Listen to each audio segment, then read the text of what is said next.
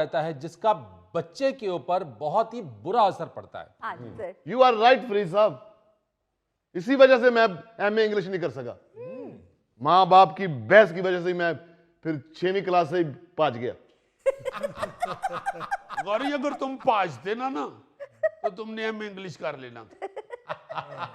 ये वालिदैन की लड़ाई की वजह से पेरेंट्स का जो ख्वाब था ना कि गौरी फलां अस्पताल में डॉक्टर लगे, हाँ? अब इसने उसी अस्पताल के सामने आलू छोले लगाए हुए। वहां से अब डॉक्टर ही आते जाते मुझे कहते हैं "और चुके तो बीमारियां फैलानी ही थे।"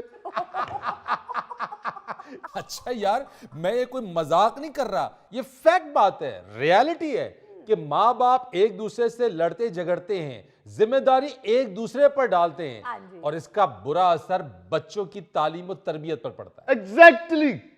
वाह वाह वाह वाह, गौरी की इंग्लिश सुन के तो लगता है इसने 0.1% एमए इंग्लिश किया है।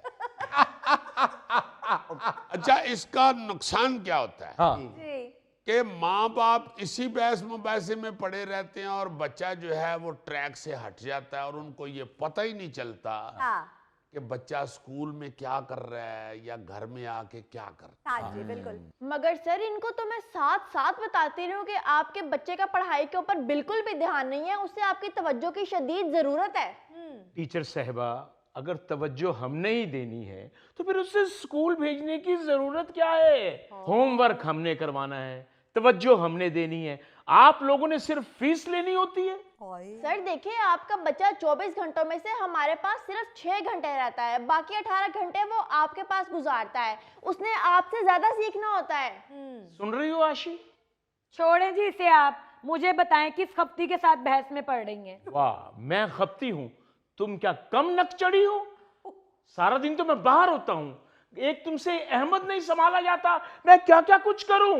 एक मिनट भाई साहब, क्या क्या काम करते हैं आप? क्या काम करते हैं जी? सिर्फ दफ्तर जाते हैं, सारा दिन सेक्रेटरी के साथ गप्पे लगाते हैं, चाय पीते हैं और फिर घर आ जाते हैं। इसके अलावा क्या करते हैं आप बताएं? लो नहीं, मैं तो कुछ भी नहीं करता। तुम तो फरहाद वाला काम करती हो, पहाड़ भी तोड़ती हो, नहर भी निकालती हो। घर के सारे काम करती हूँ मैं, नुकरानी लगवा के दी हुई है तुम्हें। सारी हांडी रोटी मैं करती हूँ घर की। कुक रखा हुआ है मैंने। अपनी आधे घंटे की नींद के लिए तुमने उसको वैन लगवा के दी हुई है और उस वैन की वजह से मुझे 1.5 घंटा पहले उठना पड़ता है। वैन का मकसद मेरी आधे घंटे की नींद नहीं है, दूसरे बच्चों के साथ उसकी दोस्ती बढ़ाना है। अकेला बच्चा नफ्सियाती हो जाता है जैसे तुम नफ्सियाती हो।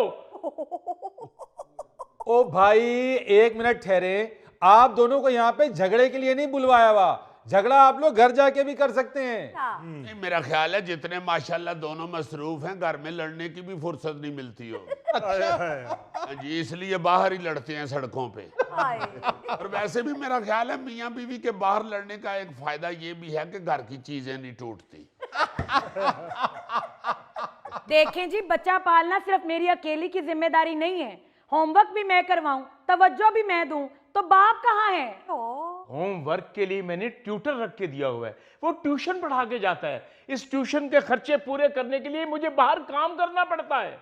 ओ यार, काम काम काम, दफ्तर जाते हैं, बैठ के आ जाते हैं। आप कौन सा दफ्तर तोड़ के रोज नया बना के आते हैं जी?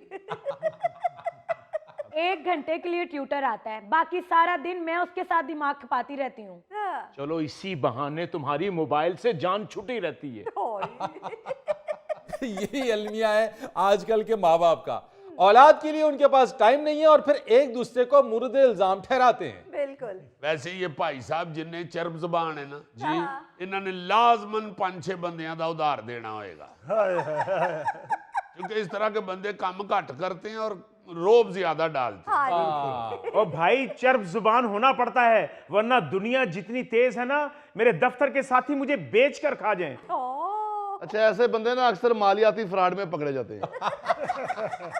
जब मालियाती फ्रॉड में बेशक पकड़े जाएं या ना, दफ्तर से टी बैग वाले डब्बे जरूर चोरी करके घर लेके जाते। ओए, इस तरह के बंदे दफ्तर के बाथरूम चो टिश्यू का रोल कट के भी अपने बैग च रख लेंगे। ओह माय गॉड, आज तक पेरेंट्स टीचर मीटिंग में इन दोनों में से कोई भी नहीं आया। और अगर बच्चे की सूरत हाल इनको कॉल पर बताएं तो मदर फादर पे इल्जाम देती हैं और फादर मदर पे इल्जाम देते हैं। एक्सक्यूज मी, मैं आपके स्कूल 2 मरतबा आई हूँ। जी मैडम, आप बिल्कुल आई हैं, लेकिन आप मीटिंग पे नहीं, आप म्यूजिक फंक्शन पर आई थी। तो और क्या, मीटिंग में आके लाइन में लग के बोर होती रहूं? और जब स्कूल फंक्शन में जाती है तो बच्चे की फीस से डबल पैसे देकर मेकअप करा के फंक्शन में जाती है। भाई अब वो जमाना नहीं रहा, बच्चे भी सब कुछ समझते हैं। ये मैं अपना आंखों देखा एक वाकया आप लोगों को सुना रहा हूं। मैं गया अपनी बच्ची को स्कूल लेने के लिए, तो थोड़ी देर पहले चला गया तो वेटिंग एरिया में बैठा था, तो एक बच्चा आया, उसको चोट लग गई। वहां जो टीचर बैठी थी उन्होंने उस बच्चे से कहा कि मैं आपके पेरेंट्स को कॉल कर देती हूँ और उन्हें बताती हूँ कि आपको चोट लग गई है, वो आके आपको घर ले जाएं। तो बच्चे ने क्या जवाब दिया जिससे सुन के मैं हैरान रह गया। उस बच्चे ने कहा कि प्लीज मेरे पेरेंट्स को कॉल मत कीजिएगा, ना ही मेरी मामा के पास मेरे लिए टाइम है और ना ही मेरे बाबा के पास मेरे लिए टाइम है, उन दोनों में से कोई भी मुझे लेने नहीं आएगा। हाय, बच्चे सब समझते हैं सर। अब मुझे तो इनकी लड़ाई से लगता है कि इनका बच्चा सारे मज़ामीन में कमजोर होगा। हाँ। सिर्फ मज़ामीन में कमजोर नहीं है, इतना फैला हुआ है कि अगर उसे कोई बात करें तो आगे से बहस करता है। ओहो। हाँ जी, माँ बाप की आपस की लड़ाई से बच्चा फैल जाता है। ये गोगा जी के माँ बाप आपस में लड़ते रहे और देखें बच्चा कितना फैल गया है। ओ, जितना आप इकट्ठे हुए हैं लगता है आपके माँ बाप में बहुत मोहब्बत थी। ओ यार, आप लोग सिर्फ आपस में लड़ते रहेंगे तो बच्चे की तरबियत कैसे होगी? ओ जी, आप तरबियत को छोड़े, आप वालिद साहब से पूछे जरा इनका बच्चा कौन सी क्लास में पढ़ता है। पता क्यों नहीं, क्लास 3 में है शायद। लो, ये तो हाल है इनके। जिस बाप को अपने बच्चे की क्लास तक का नहीं पता, उससे क्या तवक्को रखी जा सकती है। नहीं जी, क्लास को छोड़ें, आप भाई साहब जरा ये बताएं कि ये जो खातून आपके साथ बैठी हुई है ये कौन है? ये हाँ, अहमद की अम्मी है। आप बताइए ये भाई साहब कौन है? अहमद के अब्बू हैं। लॉक कर दिया जाए।